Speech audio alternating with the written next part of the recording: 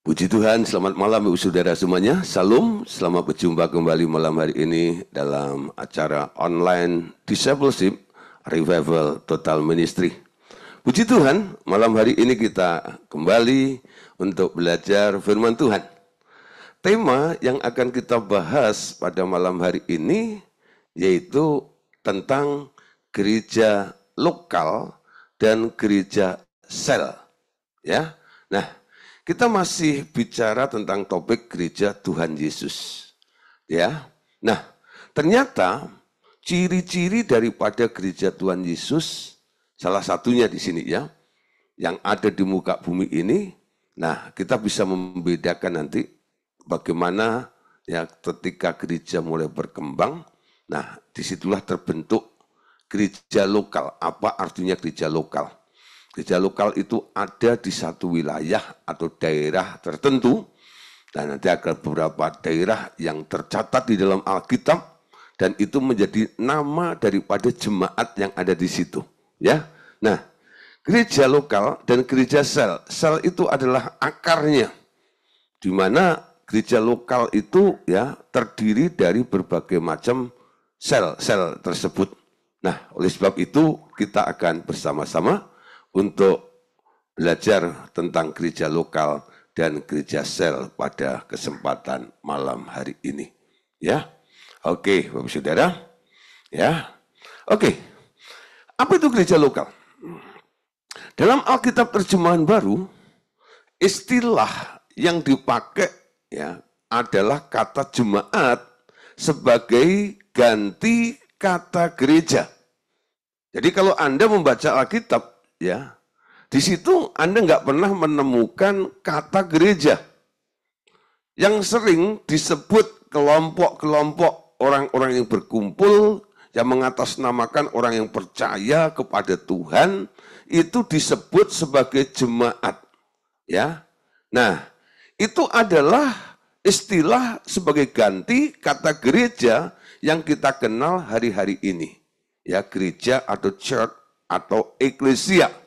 Nah, gereja lokal dalam penglihatan Tuhan Yesus ya dalam penglihatan Tuhan Yesus menyuruh Yohanes menyampaikan pesan kepada ketujuh jemaat atau kepada ketujuh gereja. Karena kata jemaat itu adalah kata ganti daripada istilah kata gereja. Dalam penglihatan Tuhan Yesus menyuruh Yohanes menyampaikan pesan kepada ketujuh jemaat. Dan di tiap kota ternyata hanya ada satu jemaat saja. Hingga dinamai sesuai dengan nama kota itu. Contoh ya, ada jemaat di Efesus, ada jemaat di Smyrna, dan juga ada sebakat yang lain-lainnya atau dan sebagainya. Nah, saudara, tapi kalau kita melihat kondisi sekarang, kenyataannya ya, yang ada sekarang ada banyak denominasi gereja yang saling bersaing, yang saling berkelahi, yang saling menghakimi satu dengan yang lainnya.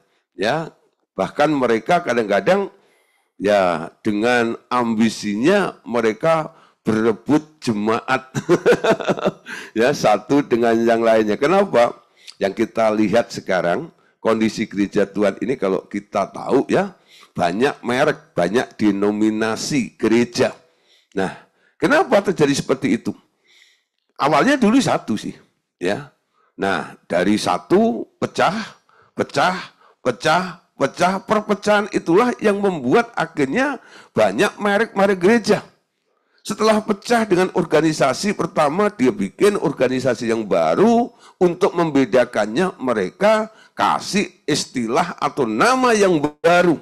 Ya, kalau mereka mungkin ya masih istilahnya mungkin kalau dari akar Pantekusta mungkin ya.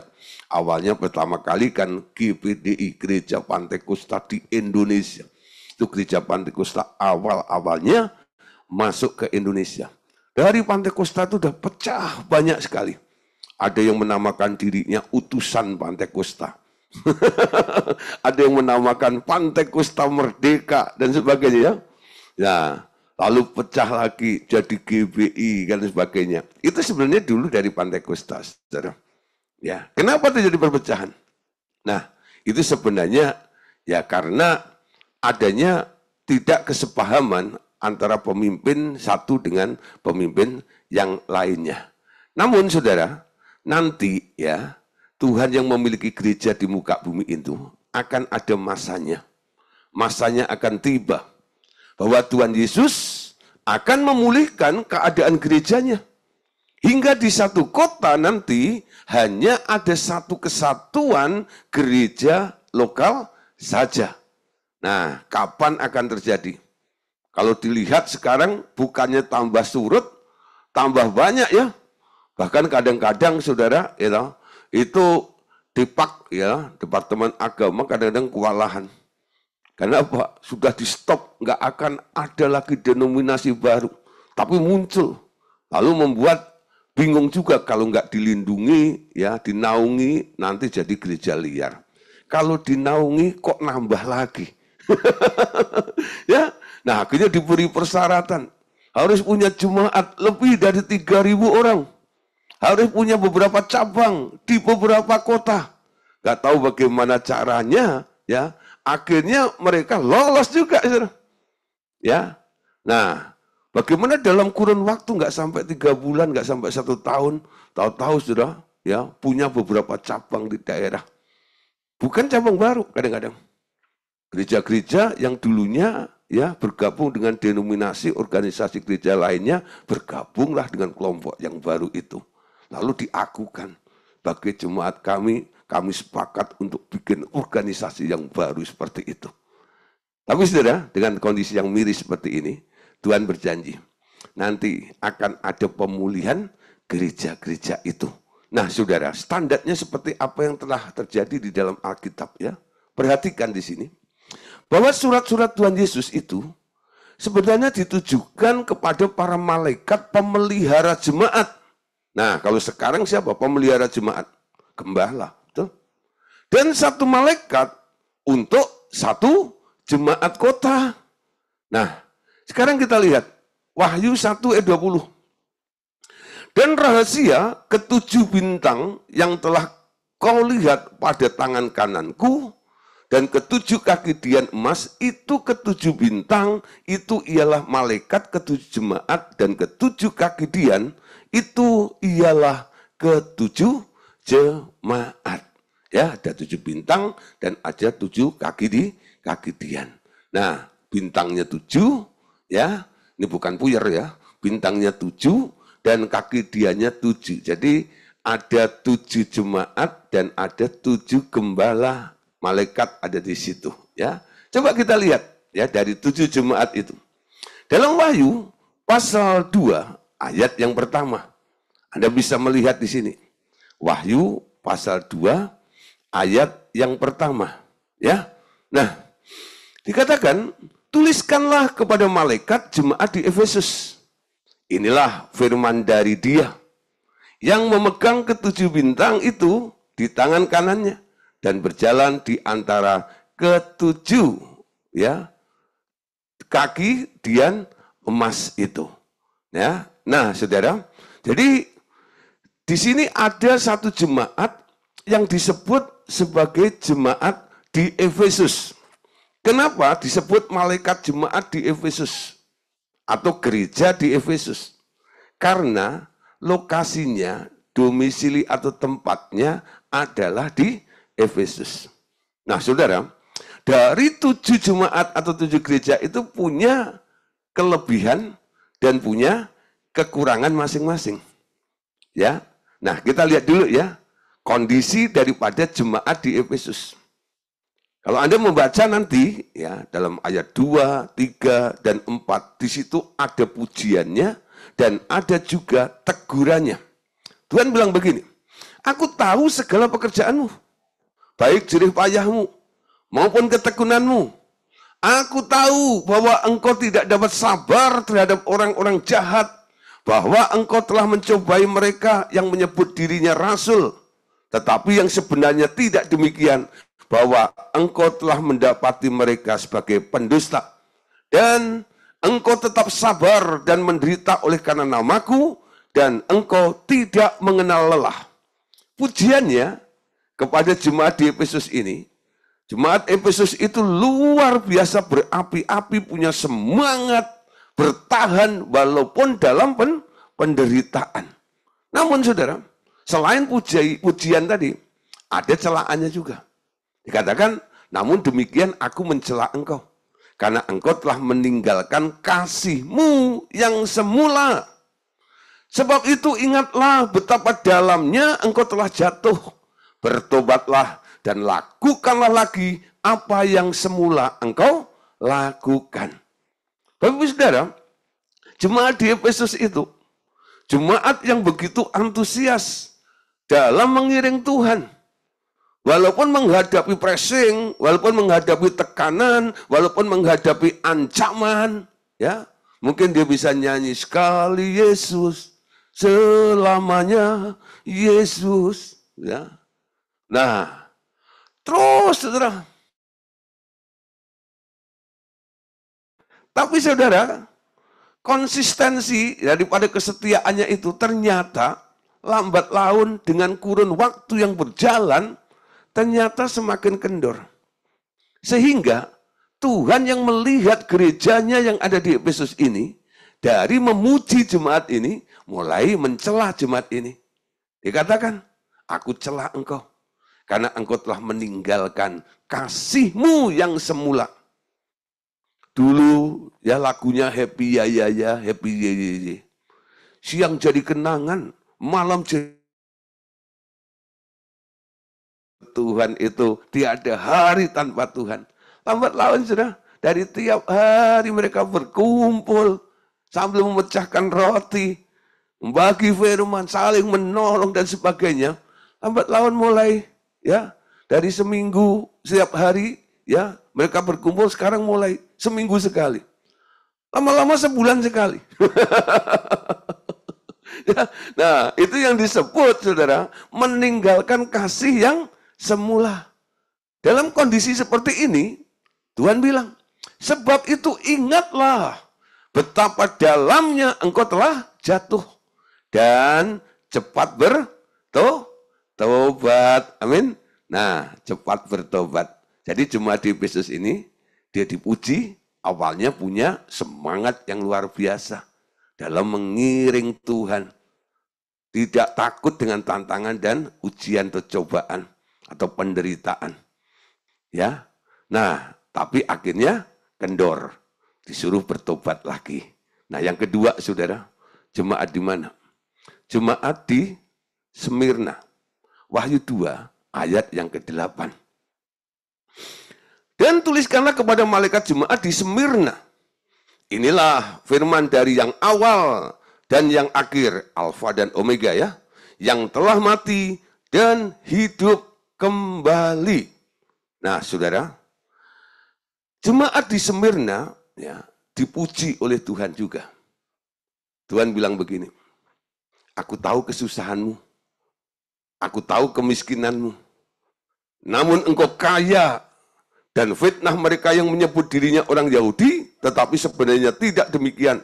Sebaliknya mereka adalah jemaah iblis. Jangan takut terhadap apa yang harus engkau derita.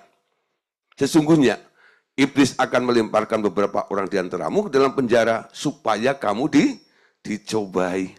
Nah saudara, jemaat di Smyrna ini saudara, kondisinya mereka dalam aniaya. Tapi Tuhan meneguhkan, jangan takut, terus bertahan ada di tempat itu. Ya, itulah yang terjadi dengan jemaat yang di Smyrna. Lalu yang ketiga adalah jemaat Pergamus. Wahyu 2 ayat 12. Dikatakan begini, tuliskanlah kepada malaikat jemaat di Pergamus. Inilah firman dia yang memakai pedang, yang tajam dan bermata dua. Nah, apa yang terjadi dengan jemaat di Pergamus? Tuhan memberitahu seperti ini dalam firman-Nya. Aku tahu di mana engkau diam, yaitu di sana di tempat tahta iblis, dan engkau berpegang kepada namaku, dan engkau tidak menyangkal imanmu, kepadaku juga tidak pada zaman Antipas saksiku, yang setia kepadaku, yang dibunuh di hadapan kamu, di mana iblis diam. Ya, nah, tapi Tuhan bilang, aku mempunyai keberatan terhadap engkau. Di antaramu ada beberapa yang menganut ajaran Bileam, yang memberi nasihat kepada Balak untuk menyesatkan orang Israel, supaya mereka makan persembahan berhala dan berbuat jinah. Dan ada juga yang mengikut ajaran Nikolaus. Jadi jemaat di Pergamus ini, saudara, ya, mereka mulai sedikit ada yang melenceng karena mengikuti ajaran-ajaran bidat atau ajaran-ajaran sesat.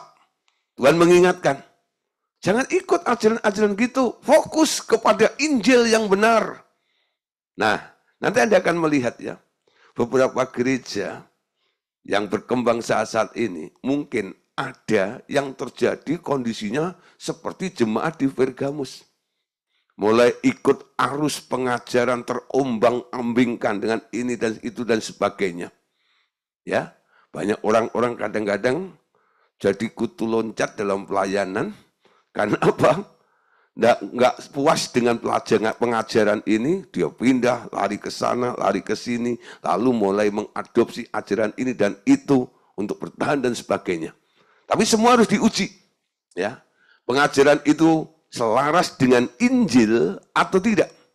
Karena Paulus pernah berkata, aku khawatir kamu nanti akan ketemu dengan orang-orang yang mengabarkan, memberitakan kepadamu Injil yang lain. Yang bukan seperti yang aku ajarkan, yang bersumber dari Kristus.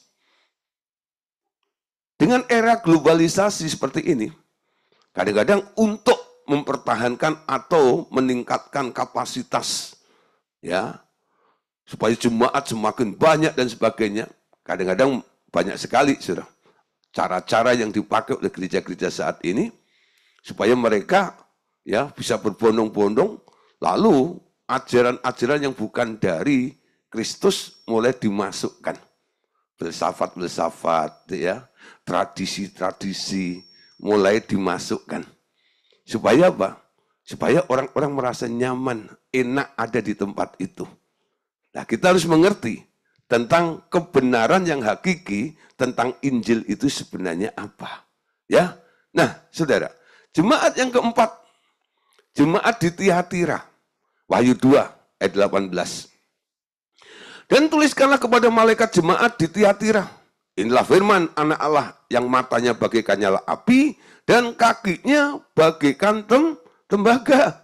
Nah, saudara, apa yang terjadi dengan jemaat di Tiatira? Tuhan bilang, aku tahu segala pekerjaanmu, baik kasihmu, maupun imanmu, baik pelayananmu, maupun ketekunanmu. Aku tahu bahwa pekerjaanmu yang terakhir lebih banyak daripada yang pertama. Wah, saudara, jadi ada peningkatan, ya, baik jemaat maupun pelayan-pelayannya. Ya, tadi dikatakan, baik kasihmu, imanmu, pelayananmu, ketekunanmu, pekerjaanmu jauh lebih banyak daripada yang pertama. Wah, ada perkembangan yang luar biasa. Tapi saudara, di Tiatira ini Tuhan juga mencela. Aku mencela engkau. Karena engkau membiarkan wanita Isabel yang menyebut diri nabiah, mengajar dan menyesatkan hamba-hambaku supaya berbuat zina dan makan persembahan berhala. Nah, saudara, di situ muncul ajaran daripada Isabel itu. Nah, diizinkan untuk mengajar di kota Tiatira itu. Nah, saudara, berikutnya jemaat di Sardis, ya, Wahyu 3 ayat 1. Dan tuliskanlah kepada malaikat jemaat di Sardis, inilah firman dia, ya, yang memikul ketujuh roh Allah dan ketujuh bintang itu. Aku tahu segala pekerjaanmu, engkau dikatakan hidup padahal engkau mati. Nah, saudara, ini kadang-kadang saya perhatikan juga. Ada gereja-gereja yang sudah mulai mengalami kondisi seperti jemaat di Sardis ini. Kelihatannya saudara, hidup, excited. Wah, segala fasilitas ada. Gereja jadi glamor, lightingnya luar biasa. Kelihatannya hidup, padahal mati. Nah, tanda hidup itu apa? Tanda hidup itu adalah pertama, connected. Terjadi hubungan dengan Allah. Yang kedua, tanda hidup itu adalah bertumbuh. Kadang-kadang di gereja yang glamor seperti itu, jemaatnya nggak bertumbuh. Ya, dosa terus, bohong-bohong terus dan sebagainya. Nggak ada pernah ada perubahan, pertobatan dan sebagainya. Tapi kalau bikin acara luar biasa seperti itu. Nah, ini mungkin saudara, kondisi seperti ini seperti keadaan ya gereja yang ada di Sardis itu. Nah, saudara, tapi saudara, ada beberapa orang di jemaat itu yang tidak mencemarkan pakaiannya. Ya, mereka ya tetap menjaga kekudusannya. Terus saudara, jemaat yang ke-6 ya, yaitu jemaat Philadelphia. Nah, jemaat Philadelphia. Perhatikan Wahyu 3 ayat Wahyu 3 ayat yang ke-7. Dikatakan begini. Dan tuliskanlah kepada malaikat jemaat di Philadelphia, inilah firman dari yang kudus, yang benar, yang memegang kunci Daud. Apabila ia membuka, tidak ada yang dapat menutup. Apabila ia menutup, tidak ada yang dapat membukanya. Ya, wah saudara, artinya diberi kunci ya. Jemaat di Philadelphia ini. Anda lihat apa yang dipuji oleh Allah terhadap jemaat ini. Ya, jemaat di Philadelphia ini dipuji oleh Tuhan. Tuhan bilang, aku tahu segala pekerjaanmu. Lihatlah, aku telah membuka pintu bagimu yang tidak dapat ditutup oleh seorang pun. Aku tahu bahwa kekuatanmu tidak seberapa, namun engkau nurut firmanku dan engkau tidak menyangkal namaku. Ya. Jadi jemaat di Philadelphia itu adalah jemaat-jemaat yang nurut sama Tuhan. Dan Anda tahu, dari 7 jemaat itu, yang nggak dapat teguran, itu hanya jemaat Philadelphia. Jadi kayaknya ini jauh lebih baik daripada yang 6 yang lainnya. Nggak heran saudara, beberapa orang, ya beberapa kelompok bikin persekutuan doa atau yayasan atau apa segala macam, jarang mereka pakai nama daripada jemaat-jemaat yang lainnya. Tapi yang sering, yang muncul, yang dipakai adalah gereja Philadelphia ini. Ya, persekutuan Philadelphia, gereja ini Philadelphia itu dan sebagainya. Kenapa? Lihat kondisinya, dipuji oleh Tuhan seluruhnya. Amin. Nah, yang terakhir saudara adalah jemaat di Laodikia. Laodikia, ya. Nah, dan tuliskanlah kepada malaikat jemaat di Laodikia. Inilah firman dari si Amin, ya. Saksi yang setia dan benar, permulaan dari ciptaan. Nah, jemaat Laodikia ini ditegur oleh Tuhan. Tuhan bilang begini, aku tahu segala pekerjaanmu, engkau tidak dingin dan tidak panas. Alangkah baiknya jika engkau dingin atau panas. Jadi karena engkau suam-suam kuku dan tidak dingin atau panas, aku akan memuntahkan engkau dari mulutku. Nah, kondisi daripada jemaat ya di Laodikia ini adalah suam-suam kuku, dingin kagak, panas kagak. Tuhan enak, mau muntah, mau dimuntahin oleh Tuhan.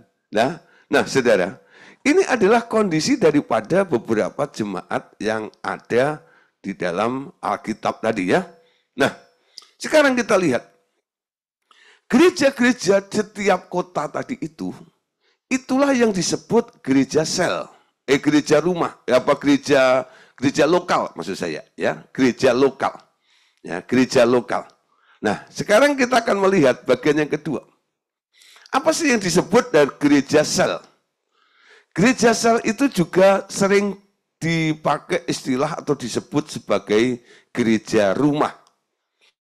Gereja mula-mula, kalau Anda perhatikan, sebenarnya bertumbuh di rumah-rumah. Di situ ada unsur kesehatian yang intim dan tiap kali mengadakan perjamuan kudus bersama-sama dari rumah ke rumah. Dan itulah yang menyebabkan Tuhan menambahkan jumlah mereka tiap-tiap hari. Kenapa disebut gereja rumah? Karena mereka mengadakannya dari rumah ke rumah. Ya. Nah, Roma 16 ayat 5. Salam juga kepada jemaat di rumah mereka. Nggak tahu rumahnya siapa. Tapi pasti rumah seseorang, ya. Dari antara orang yang berkumpul itu ada satu rumah yang dipakai. Ya, rumah mereka, bukan berarti rumah itu rumahnya mereka bersama, bukan. Ada salah satu rumah ya dari rumahnya orang-orang yang berkumpul bersama-sama saat itu. Salam kepada Epenetus, saudara seiman yang kukasihi, yang adalah buah pertama dari daerah Asia untuk Kristus. Perhatikan ya, di sini ada istilah jemaat di rumah. 1 Korintus 16 ayat 19. Salam kepadamu dari jemaat-jemaat di Asia Kecil, Aquila, Priscilla, dan jemaat di rumah. Mereka menyampaikan berlimpah-limpah salam kepadamu. Ya, salam kepadamu. Nah, saudara, dulu zaman rasul-rasul ini ada dua tokoh ya yang sangat dikagumi dalam pengajarannya, yaitu Aquila dan Priscilla. Ya, Aquila dan Priscilla. Nah, dia mengajar di rumah-rumah. Dia enggak mengajar di satu gereja lokal, di satu kota-kota, enggak. Justru yang mengajar di kota-kota itu adalah hamba-hamba Tuhan yang sudah populer. Kayak ada Apolos, ya, ada Paulus.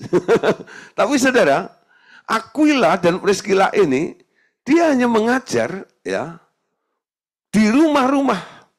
Beberapa orang dikumpulkan, mungkin di rumahnya sendiri, atau di rumah siapa, seperti itu.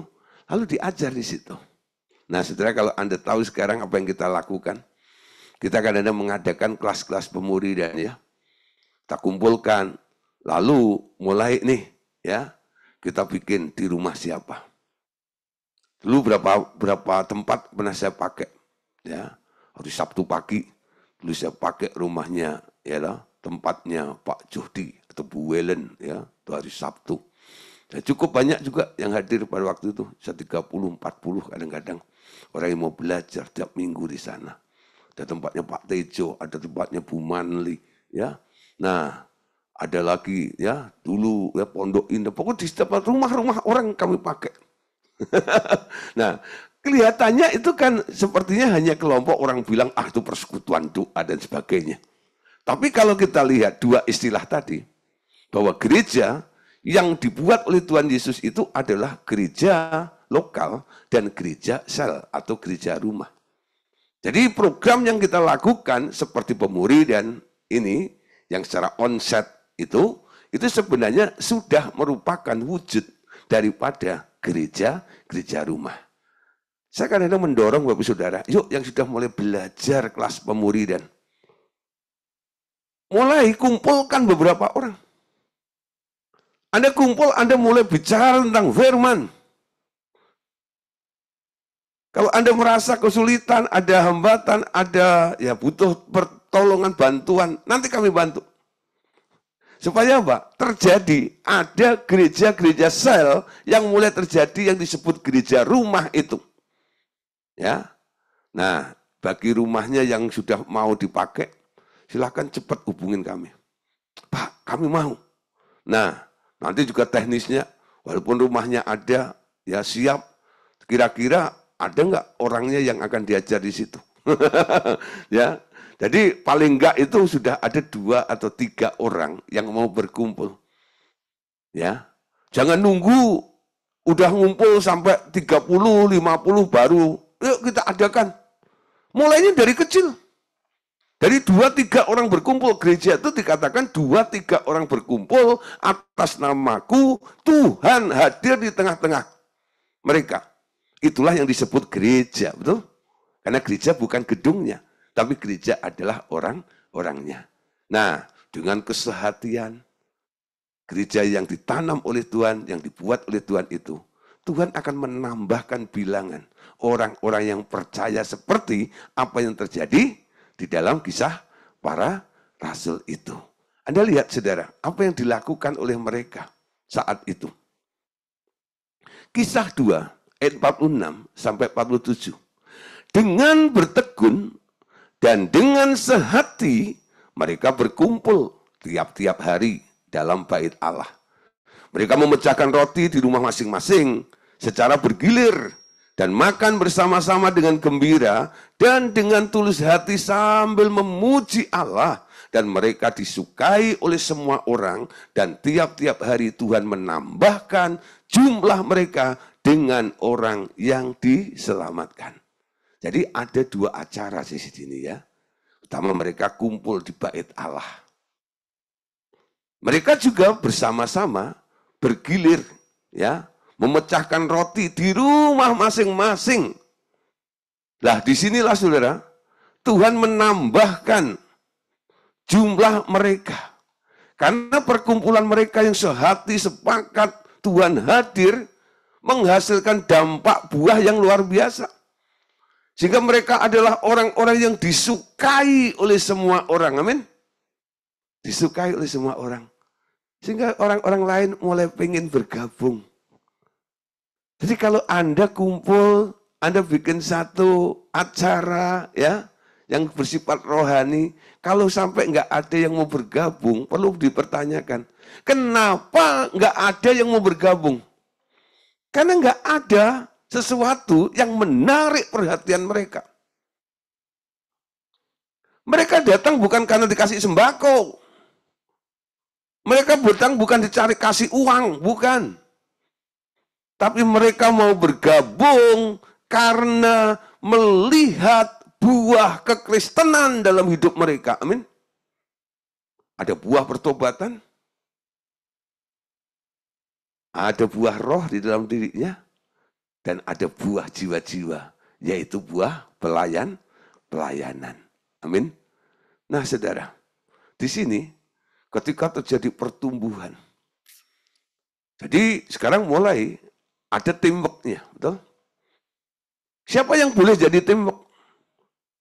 Siapa mereka?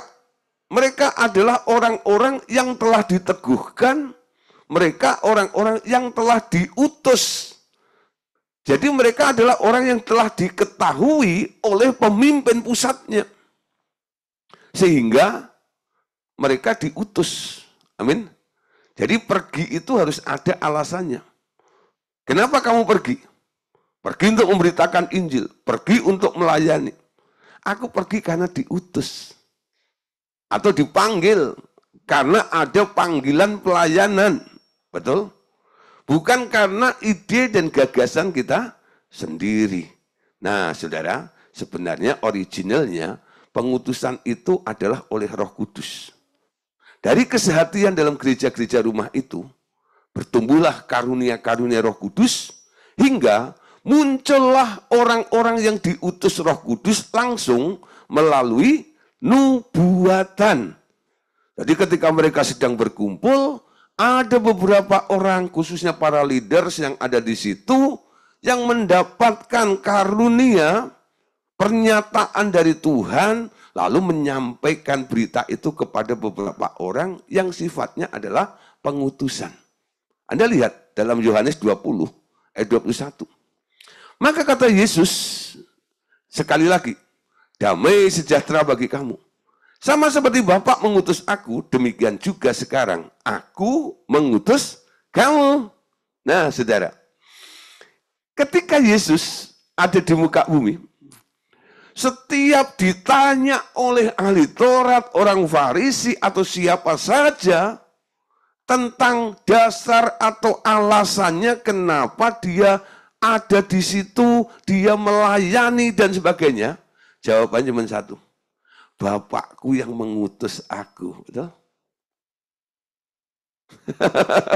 Bahkan saudara, semua yang dilakukan oleh Tuhan Yesus dikaitkan sama yang mengutusnya. Aku menyembuhkan orang sakit karena Bapakku menyembuhkan orang sakit. Aku membangkitkan orang mati karena Bapakku yang mengutus aku, dia membangkitkan orang mati. Jadi ada tanggung jawabnya. Aku menghakimi seperti apa yang aku dengar dari Bapakku. Aku tidak berkata-kata dari diriku sendiri. Tapi apa yang aku dengar dari Bapakku, itulah yang aku sampaikan kepadamu. Luar biasa ya.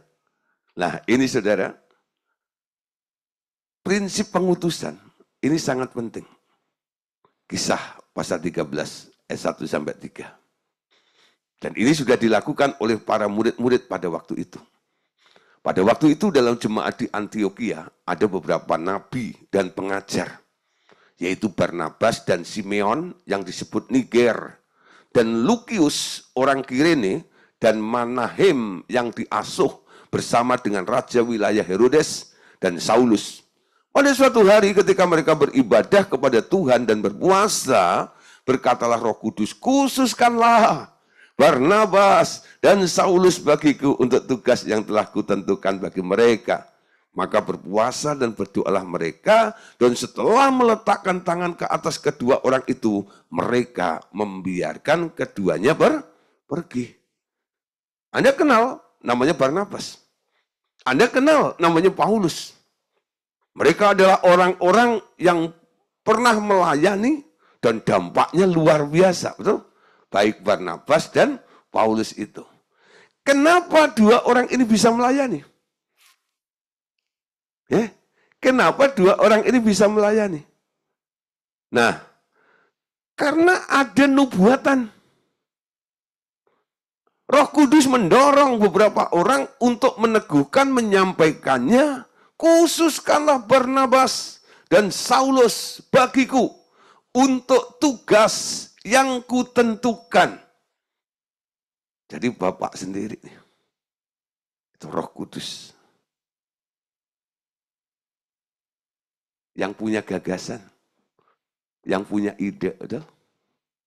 Disampaikan. Pernyataan itu bukan karena ada KKN.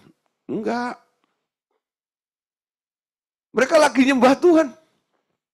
Mereka lagi doa dan puasa, lagi berkumpul bersama-sama. Tuhan hadir. Lalu Tuhan mengatakan, khususkanlah itu. Barnabas dan Saulus, bagiku. Karena aku punya tugas bagi mereka. Ketika mendapatkan penyataan itu, mereka ya melakukannya, tapi sebelumnya diuji. Karena setiap karunia itu harus diuji, bukan? Mereka berdoa puasa kembali, dan setelah mereka yakin, lalu mereka meletakkan tangan ke atas kedua orang itu untuk melakukan pengutusan kepada Barnabas dan Saulus. Mulai saat itu, Barnabas dan Saulus mulai memberitakan Injil. Yerusalem sebagai sentralnya, kumpulnya para rasul mengetahui. Kalau ada yang tanya, kenapa itu gini? Kami yang mengutus mereka. Lebih tepatnya, Tuhan yang mengutus mereka. Amin. Nah, saudara, karena harus terjadi ya pengutusan seperti ini, makanya di dalam gereja Tuhan ini harus dilakukan pembentukan tim. Pekerjaan atau perkembangan daripada pelayanan Injil dilakukan dengan pembentukan tim-tim pelayanan. Berdua-dua, sejak Tuhan Yesus mulai mengutus muridnya berdua-dua. Itu pernah dilakukan oleh Tuhan Yesus. Coba Anda lihat dalam Markus 6, ayat 7 sampai ayat 9. Ia memanggil ke-12 murid dan mengutus mereka berdua-dua.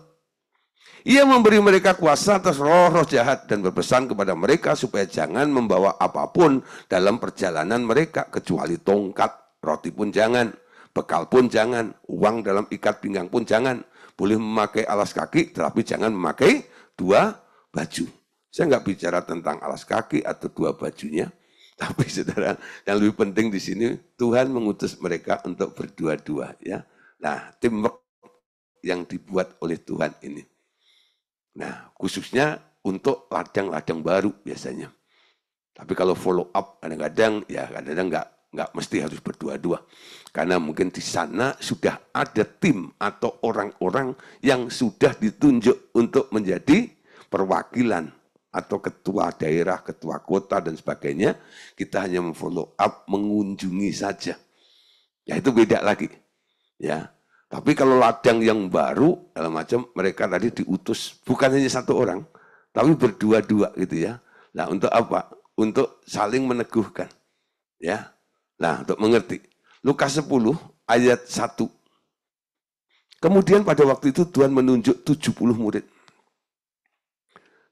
Yang lain lalu mengutus mereka berdua-dua mendahulunya ke setiap kota dan tempat yang hendak dikunjunginya. Tunjuk dua murid ya. Kisah 8, 14-17. Ketika rasul-rasul di Yerusalem mendengar bahwa tanah Samaria telah menerima firman Allah, mereka mengutus Petrus dan Yohanes ke situ. Setibanya di situ, kedua rasul itu berdoa supaya orang-orang Samaria itu beroleh Roh Kudus. Sebab Roh Kudus belum turun di atas seorang pun di antara mereka karena mereka hanya dibaptis dalam nama Tuhan Yesus. Kemudian keduanya menumpangkan tangan di atas mereka, lalu mereka menerima Roh Kudus. Jadi saudara, dulu ada penginjil yang sangat-sangat luar biasa. Namanya Filipus. Sampai akhirnya menggoncangkan kota Samaria. Tapi saudara, apa yang terjadi? Jemaat di situ itu ya. Nah, terjadi satu peledakan rohani yang luar biasa. Lalu ya, Tuhan, para rasul yang ada di Yerusalem mengutus Saulus, Yohanes dan Petrus untuk pergi ke sana. Untuk apa? Untuk memfollow up. Ya. Nah, dan di situ diperhatikan ada yang perlu dilengkapi. Mereka sudah bertobat, sudah dibaptis, sudah. Tapi kurang satu. Belum penuh dengan Roh Kudus. Nah, dua orang yang diutus ke Samaria ini melengkapi pelayanan Filipus yang ada di sana. Menumpangkan tangan kepada mereka, lalu mereka menerima Roh Kudus. Mereka mulai berkarunia, mereka mulai berbahasa roh, ada yang bernubuat, pernyataan ini dan itu dan sebagainya. Nah saudara, jadi ada yang mendahuluinya, ada yang bikin gebrakannya. Tapi ada juga yang diutus juga untuk melengkapinya. Ya. Nah, Paulus menanam, Apolos menyiram, Tuhan yang memberikan pertumbuhannya. Baik yang menanam atau yang menyiram, semuanya ada upahnya. Semuanya ada di dalam kontrol dan proyeknya Tuhan. Nah, saudara, dalam teamwork yang dibuat itu, nggak selamanya pasti mulus, bukan? Dua orang yang diutus, bisa juga terjadi perselisihan. Kalau sampai terjadi perselisihan, bagaimana cara menyelesaikannya? Kisah 15, ayat 39-41. Hal itu menimbulkan perselisihan yang tajam sehingga mereka berpisah. Dan Barnabas membawa Markus juga sertanya berlayar ke Siprus. Tetapi Paulus memilih Silas. Dan sesudah diserahkan oleh saudara-saudara itu kepada kasih karunia, Tuhan berangkatlah ia mengelilingi Syria dan Kilikia sambil meneguhkan jemaat-jemaat di situ. Nah saudara, Anda tahu ya tadi awalnya Barnabas dan Saulus itu diteguhkan ketika mereka berdoa puasa lalu diutus untuk melayani.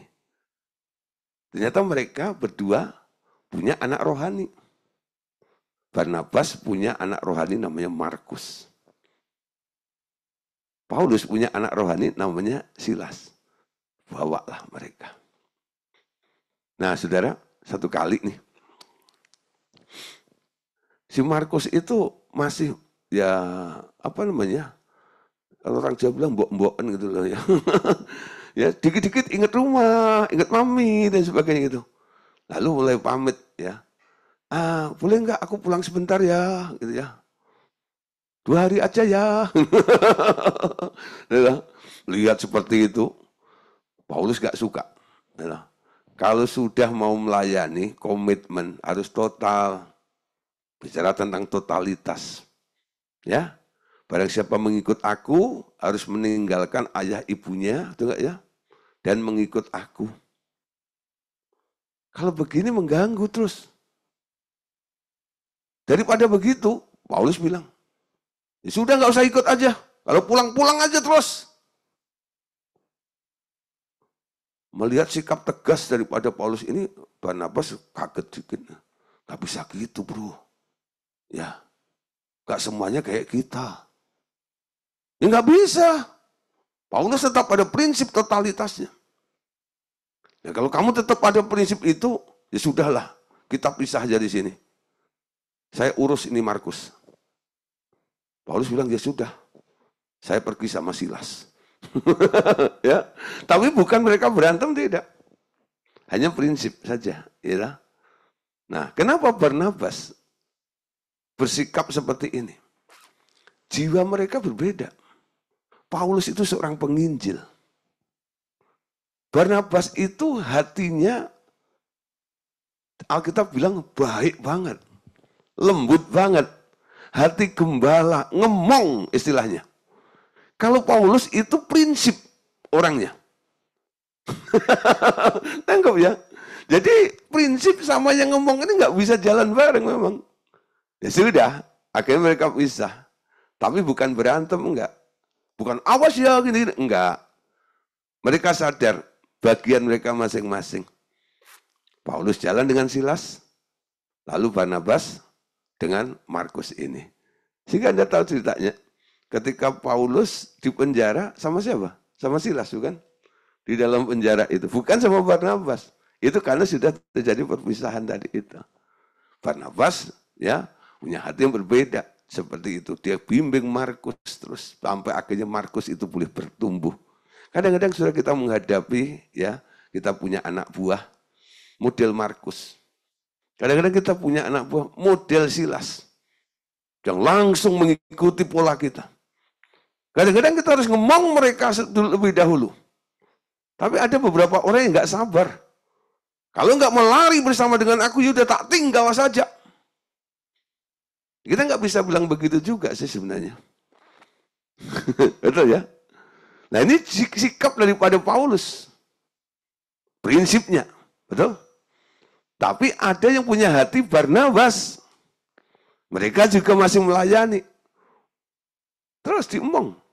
Mereka bertumbuh bersama-sama. Amin. Nah, di sini saudara, pisah bukan berarti ya bermusuhan. Amin. Bisa terjadi perpisahan. Dan ini juga dampaknya kadang-kadang lebih positif. Kalau satu ini gerombol terus begitu gitu ya. Pergi ke sana gerombol, pergi ke gerombol gitu. Kurang efektif juga. 10 orang ini ya kalau dipecah jadi 5 gitu loh. 5 daerah bisa dilayani dalam hari yang bersamaan, betul nggak ya? Tapi kalau 10-10-nya jalan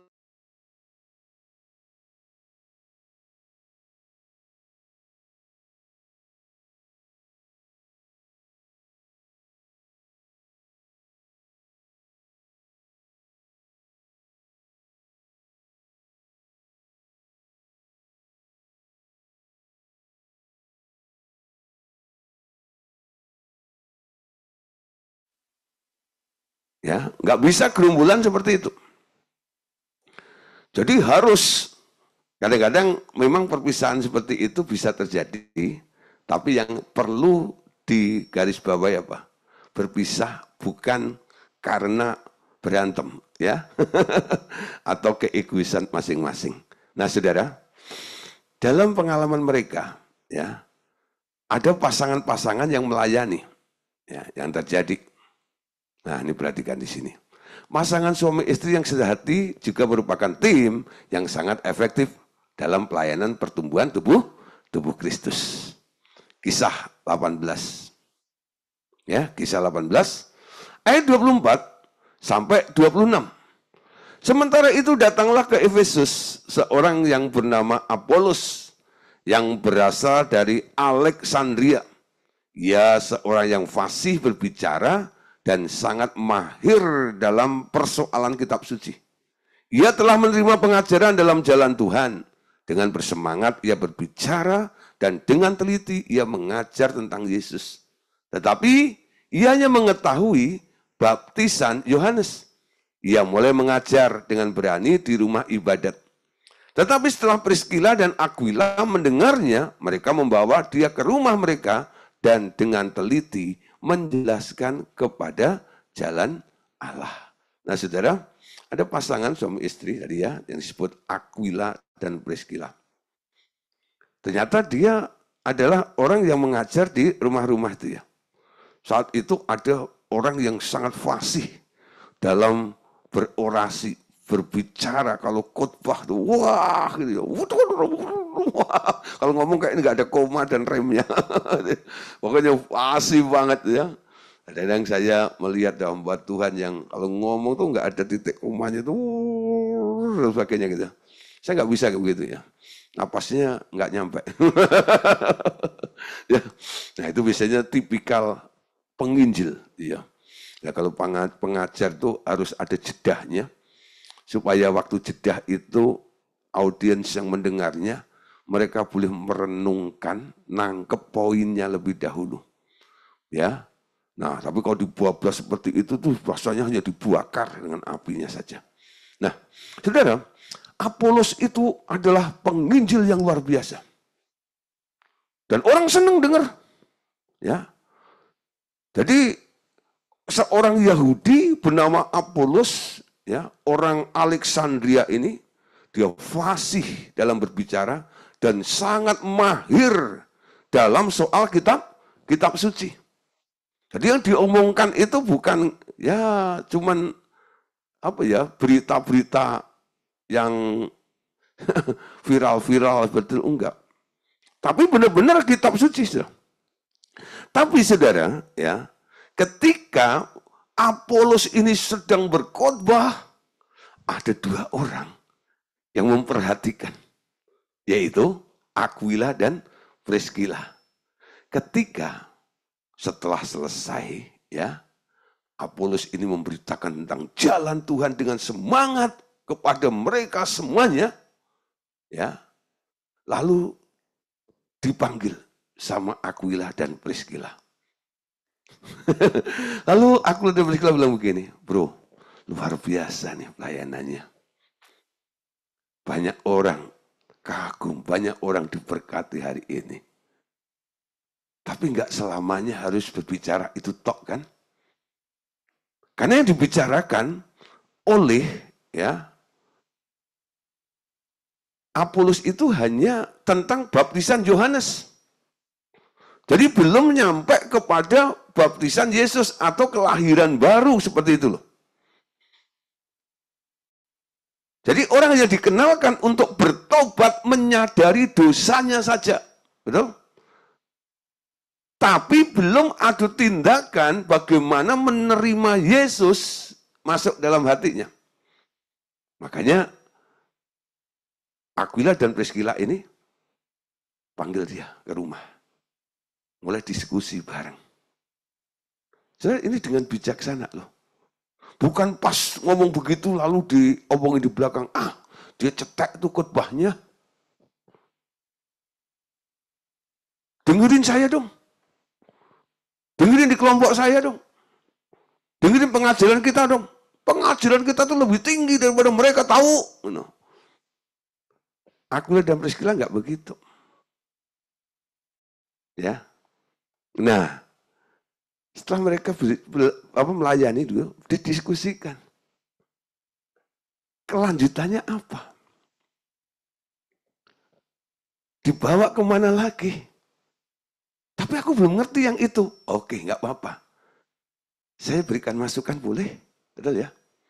Ada sesuatu sebenarnya yang bisa engkau sampaikan. Nggak harus kita yang menyampaikannya. Saya yakin saudara, setelah Apolos itu berdiskusi, ya, bertukar pikiran dengan Aquila dan Priscilla, bobot pelayanannya, bobot khotbahnya semakin meningkat. Betul? Dia nggak hanya bicara tentang baptisan Yohanes.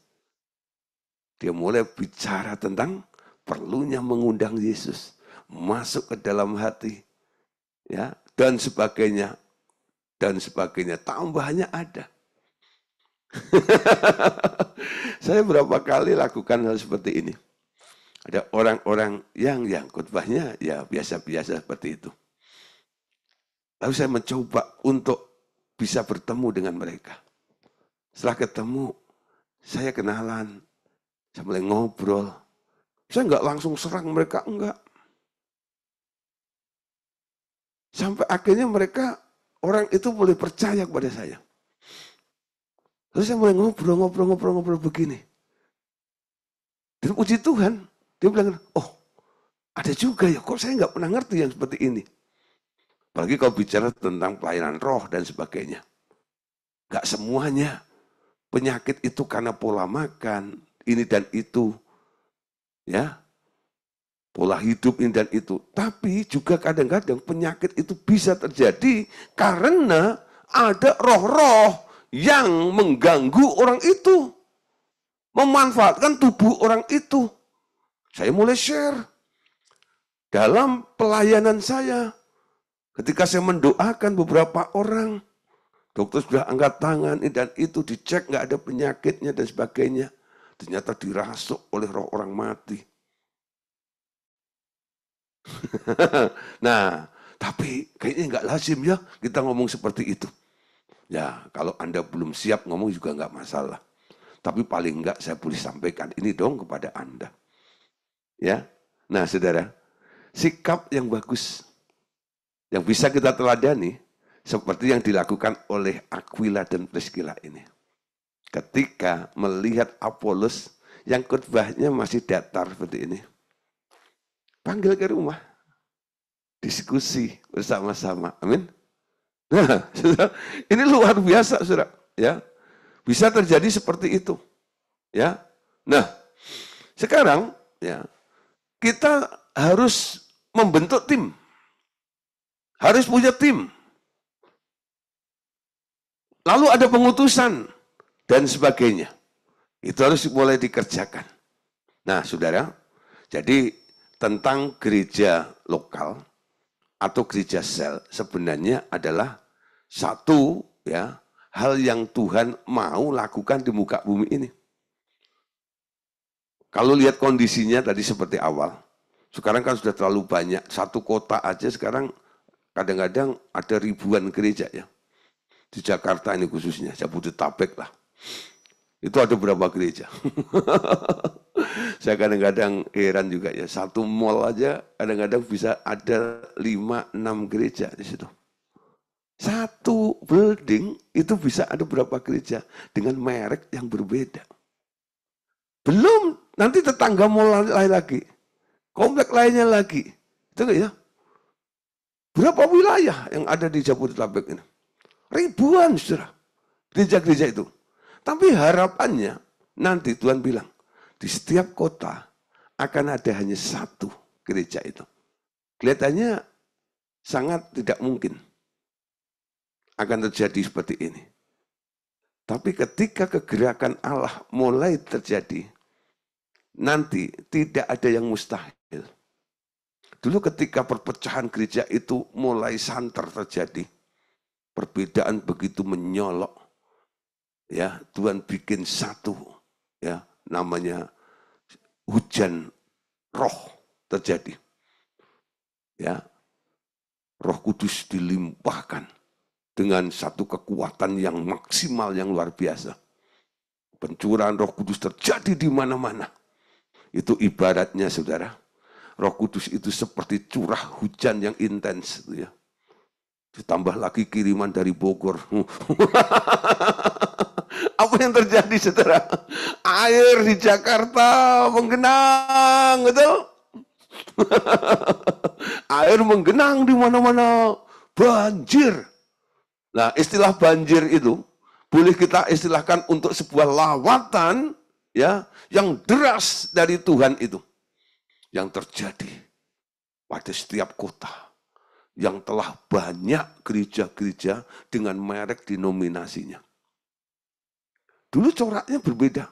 Gue punya doktrin sendiri, gue pandangan sendiri, ini dan itu dan sebagainya.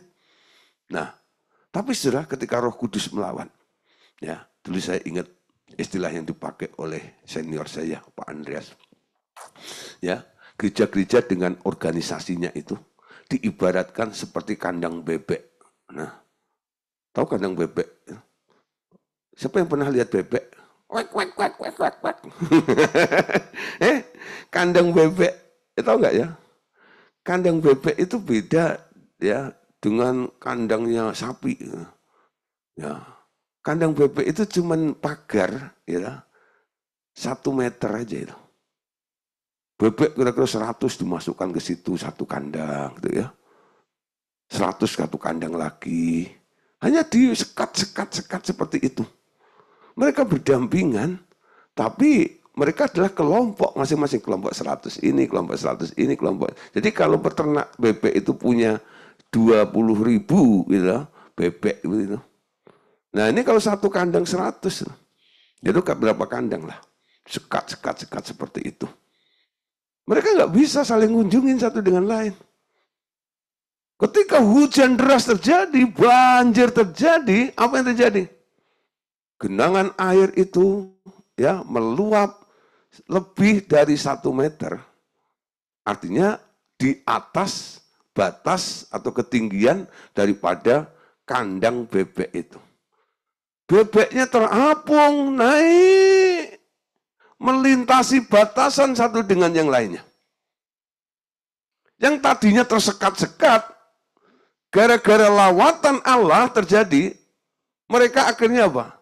Kau saudaraku, kau saudariku, tiada yang dapat memisahkan kita. Oh. Amin. Nah, saudara. Nah, akhirnya terjadi, saudara. Ada persekutuan doa di mana-mana, betul ya? Yang mengatasnamakan karismatik pada waktu itu. Itu kegerakan yang pernah terjadi. Akhirnya gereja mulai mengerti kita ini bukan berbeda. Kita ini satu, gitu ya. Nanti akan terjadi hujan roh yang lebih besar lagi. Tujuannya apa? Supaya gereja yang dibuat oleh Tuhan Yesus ini akan terjadi di situ. Setiap kota ada satu gereja lokalnya ini. Ya. Nah, selnya boleh banyak. Selnya boleh banyak, betul? Ada kelompok ini, kelompok itu yang beribadah di rumah ini, di rumah itu, dan sebagainya. Tapi, saudara, di setiap kota hanya ada satu. Ada satu kaki dian. Dan satu bintang itu dikatakan tadi. Kalau Alkitab menulis, apa yang tertulis di dalam Alkitab, ini bukan isapan jempol. Satu saat pasti bisa terjadi. Nah, Anda mau ikut ke gerakan ini atau tidak? Mulai persiapkan diri Anda. Mungkin Tuhan akan merekrut Anda untuk masuk dalam tuaian yang besar seperti ini. Masuk dalam gereja yang dibangun oleh Tuhan Yesus. Nah, Bapak Saudara, untuk menutup di sini ada catatan ya. Tiap kota mempunyai satu malaikat yang mewakili kota itu.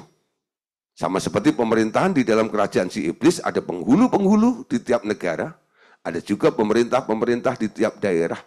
Demikian pula rupanya di dalam kerajaan surga, gereja Tuhan di seluruh kota diwakili oleh seorang malaikat pemerintah. Kemungkinan juga di suatu negara ada malaikat penghulu juga. Amin. Nah, dengan berkembangnya suatu kota menjadi kota metropolitan seperti Jakarta, ada pembagian wilayah seperti Jakarta Utara, Jakarta Timur, Jakarta Barat, Jakarta Selatan, Jakarta Kota. Kemungkinan besar bahwa hierarki pemerintahan di dalam roh juga mengambang sepadan dengan itu. Tergantung ya kondisi daripada kotanya.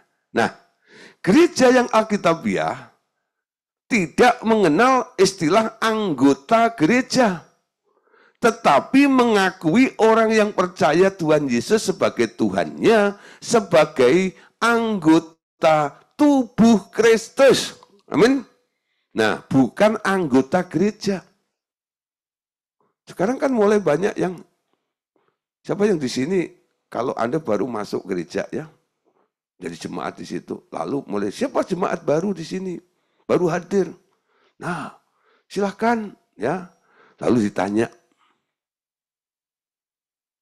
mau berjemaat di sini? Ya. Bikin kartu anggota gereja ya.